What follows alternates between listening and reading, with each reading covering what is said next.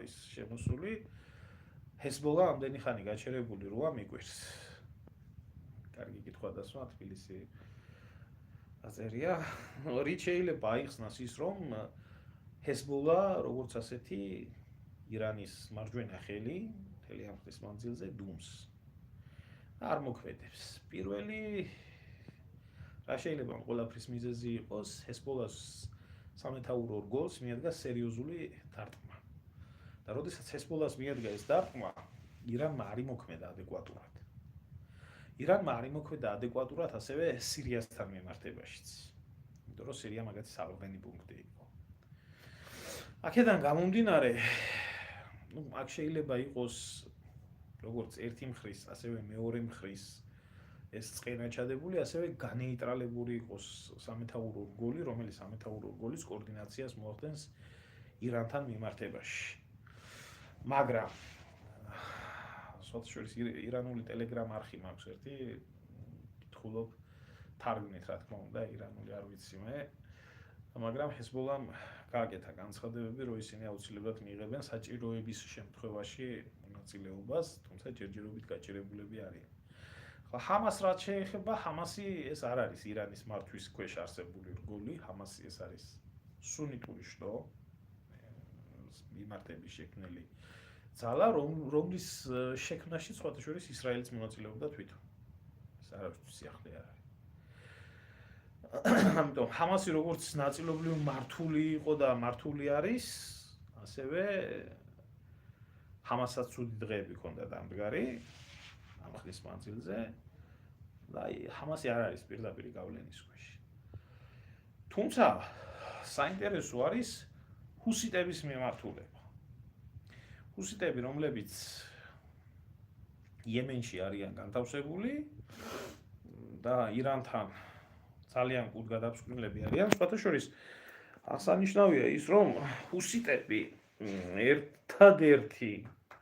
ერთადერთი ძალა იყო მუსლიმანური სამყაროდან, რომელმაც გარდა სიტყვიერი სოლიდარობისა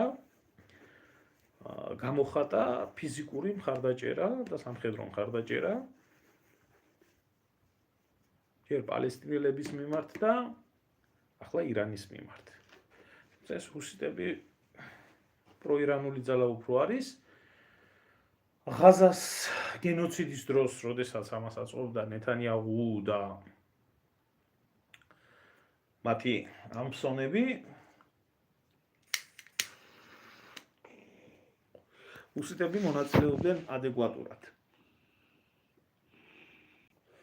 და არა მარტო სიტყვით, და ჰუსიტები არ მონაწილეობდნენ მარტო ისრაელის წინააღმდეგ.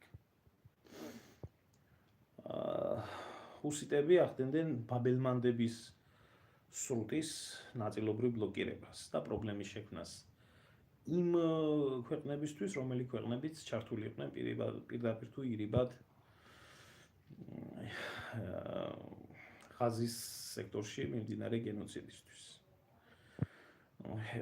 ჰუსიტები ბევრს აქ წარმოადგენდა, რომ აი ამერიკა გადაულის, ვერ გადაულიო.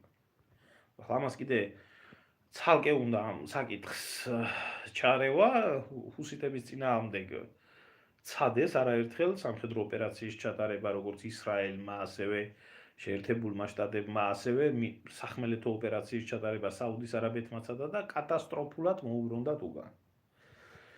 ჰუსიტებიც არიან იდეოლოგია, ჰუსიტები არიან ძალიან გამაგრებული, არიან კბილებამდე შეიარაღებული და მათთვის ბაბელმანდების სრუტეში პრობლემების შექმნა არანაირ პრობლემას არ წარმოადგენს. ბოდიში ბევრი კითხვები არის მოსული და ვეცდები ერთიანად მომწერთ ხალხო გავცე პასუხი.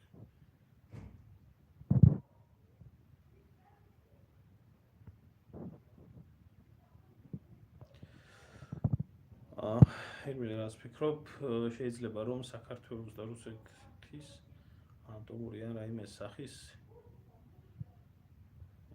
და ესკალაციის შემთხვევაში ეს სამიზნე გავხდეთ. საქართველოს რუსეთისთვის ატომური სამიზნე არ არის. არ არის საქართველოს რუსეთისთვის ატომური სამიზნე. ეს გამორიცხული არის. პირიქით.